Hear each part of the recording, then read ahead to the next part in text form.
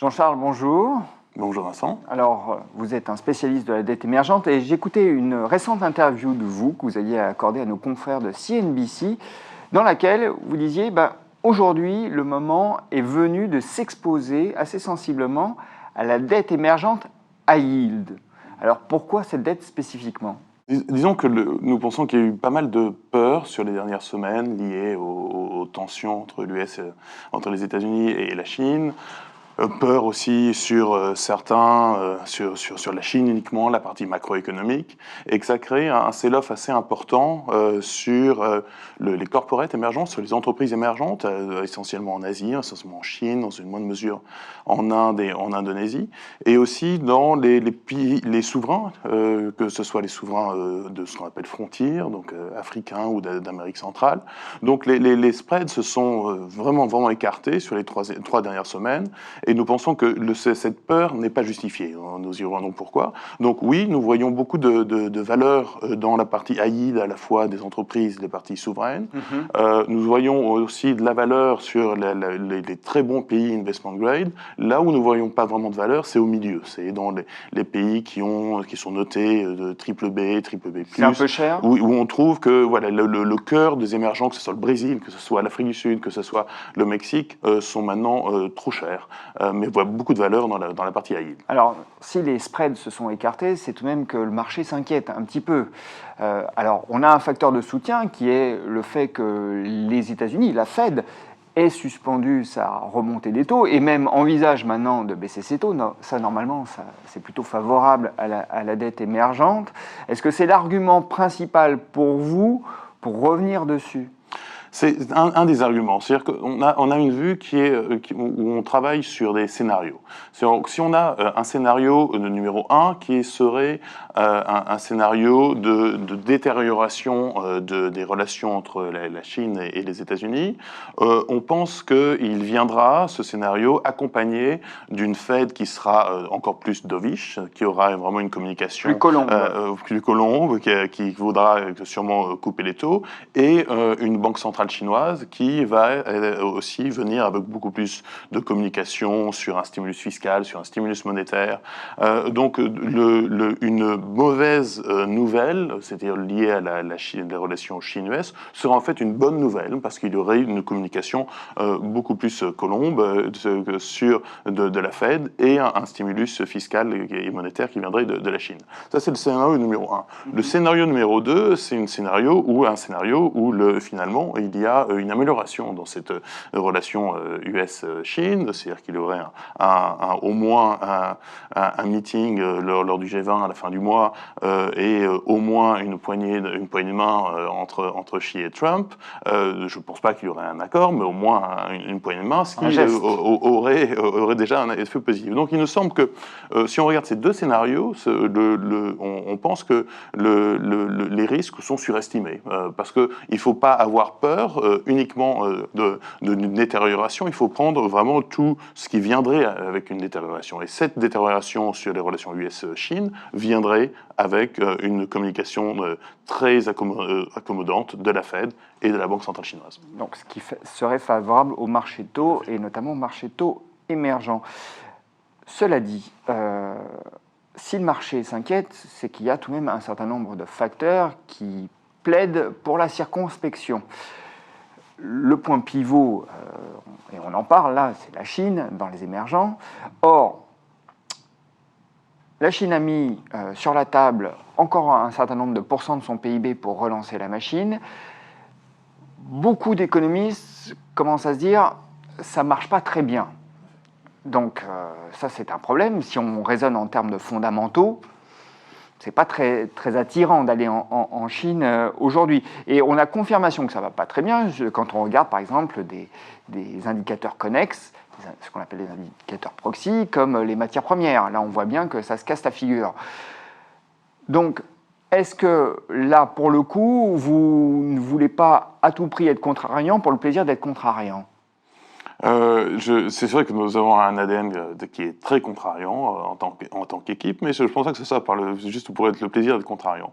Pour revenir sur ce que vous avez dit sur la Chine, Vincent, c'est clairement, je suis absolument d'accord avec cet état des lieux en disant la dette chinoise a augmenté, la dette des entreprises a fortement augmenté sur les 10 dernières années. Oui, l'endettement de la Chine en lui-même est déjà un problème. Est déjà un problème. C'est vrai que si on regarde le déficit fiscal augmenté, c'est-à-dire le déficit fiscal en incluant toutes les provinces et les municipalités, on en parle de 10% du PIB, donc bien plus important que le déficit du gouvernement central. Donc il y a un problème sur cela. Et je pense que contrairement à il y a 10 ans, il n'y aura pas d'énorme plan de relance fiscale. Et jusqu'à maintenant, ils ont été assez mesurés parce qu'ils savent très bien qu'ils ont beaucoup plus de contraintes qu'il y a 10 ans. Donc ça, c'est le premier point. Le deuxième point, pourquoi on est relativement positif, c'est qu'on pense que, ils sont au courant qu'ils ont un problème, que les policymakers chinois reconnaissent cela, et deux, qu'ils ont décidé de le résoudre en attirant plus de capital étranger. Et c'est la première fois en 20 ans que je couvre la Chine que je vois qu'il y a vraiment une volonté d'ouvrir le compte de capital de façon assez agressive, et notamment en incluant la Chine dans des principaux indices obligataires.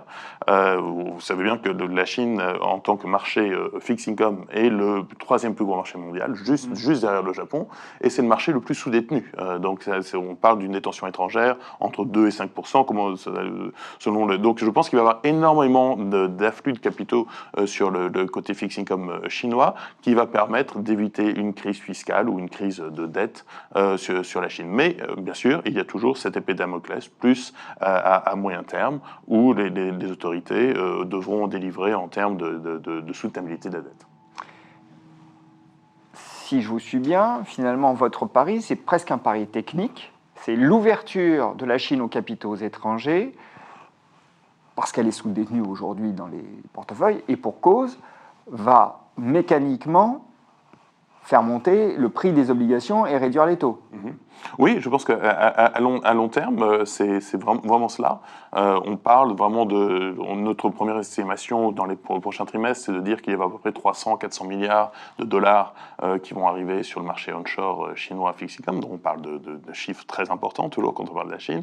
Et si on pense que la Chine, par exemple, va connaître un processus de rattrapage proche de celui de la Corée ou du Japon à très long terme en termes de détention étrangère, on parle de plusieurs de 1 à 2 000 milliards de dollars qui devraient arriver en Chine sur les 10 prochaines années. Donc oui, on est à un tournant capital où la Chine s'ouvre sur le reste du monde, en tout cas sur la partie compte de capital et sur la partie fixed income. Et le fait que les autorités chinoises ont décidé de prendre les bonnes mesures, c'est-à-dire en disant que c'était OK d'avoir des défauts onshore, c'est la première fois qu'ils disent ça, en disant qu'avant il y avait une peur du défaut, le défaut était un mot tabou en Chine, maintenant on en voit plus, c'est peut-être douloureux à court terme, mais c'est une bonne chose à long terme, et on voit sûrement un écartement des spreads onshore des entreprises, c'est encore un peu douloureux à court terme, mais c'est une bonne chose parce qu'il y a un meilleur process de découverte des prix, parce qu'il y avait des prix étaient le risque de crédit était mal pricé en Chine depuis des années. Donc on pense vraiment qu'on est à un point d'inflexion très important sur la Chine et on passe beaucoup de temps, nous, à BNP Paribas, non seulement à investir sur le marché onshore, mais aussi à comprendre les tendances macro long terme. Dans les deux scénarios que vous avez exposés, d'un côté, on perd mais finalement on gagne, et de l'autre côté, on gagne et on gagne. Bon, ça c'est dans le meilleur des mondes. Qu'est-ce qui pourrait faire sortir votre vision des rails ? Alors, il y a un scénario où on perd, et qui est si on a une détention accrue entre les États-Unis et la Chine, et la Fed et la Chine, la Banque centrale chinoise et le ministère des Finances chinois disant je ne fais rien, ce n'est pas mon problème. Donc dans ce cas-là, moi je mettrais peut-être 10% de probabilité sur un tel scénario. En effet, c'est très mauvais pour toutes les classes d'actifs à risque, en incluant la dette émergente. Mais si on prend une probabilité de ce scénario, elle est relativement basse. Pour moi, ça ne peut pas être un scénario central. Dans une allocation aujourd'hui, quelle part consacrée à la dette émergente ? Alors, il n'y a pas de nombre magique, mais si on regarde sur les 15 dernières années comment s'est comportée la dette émergente, on voit que la volatilité a été entre 8 et 11% annualisée pour des returns qui ont été à peu près autour du 8, 7, 8%, voire un peu plus, 9% sur certaines sous-classes actives de la dette émergente. C'est sûrement un couple rendement-risque qui est un des meilleurs qui existe. C'est-à-dire que, par exemple, les actions émergentes sont une très bonne classe d'actifs aussi, mais on prend 2 fois moins de risques de volatilité sur la dette émergente que sur les actions émergentes pour des performances qui ont été à peu près les mêmes sur les 15 dernières années, à 1 ou 2% près. Donc, clairement, nous pensons que le couple risque-rendement est très très bon et qu'on est à des niveaux de sous-détention massive, à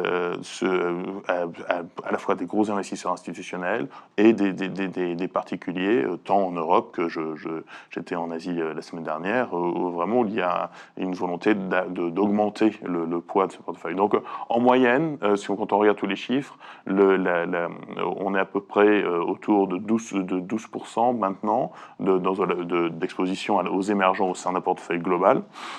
Et au pic, on était autour de 16-17%.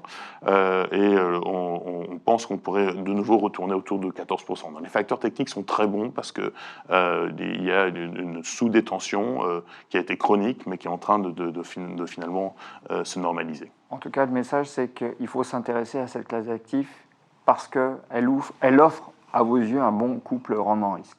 Tout à fait. Et c'est non seulement elle offre un très bon rendement risque, mais c'est aussi une classe d'actifs qui nous semble incontournable. On parle d'une classe d'actifs qui fait 16 à 17 000 milliards de dollars.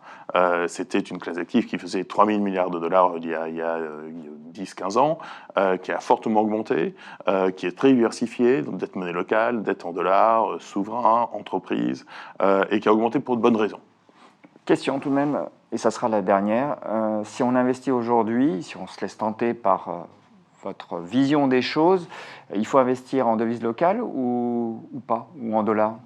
Alors, je pense qu'à très court terme, il y a plus de visibilité sur la dette en dollars, où les spreads nous semblent relativement peu chers, et la volatilité sera moindre.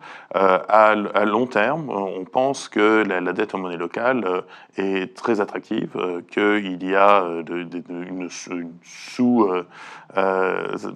les devises émergentes sont vraiment peu chères. Donc, si on vous demande de fermer mes yeux et de regarder dans 3 ans où seront les devises émergentes, je pense qu'elles sont beaucoup plus fortes contre le dollar, beaucoup plus forte contre l'euro, mais il y aura beaucoup plus de volatilité. Donc on prend plus de risques en ce moment sur la dette en dollars que sur la dette en monnaie locale, mais à long terme, on pense qu'il y a plus d'opportunités. C'est pour ça que nous, on aime bien les approches total return, c'est-à-dire des fonds qui peuvent investir dans la dette locale, la dette en dollars de façon opportunistique en fonction des mini-cycles de marché que l'on voit. Donc voilà, c'est notre approche préférée, notre approche total return qui est opportunistique, qui nous permet de jouer tous les différents leviers de la dette émergente. Jean-Charles, merci. Merci beaucoup.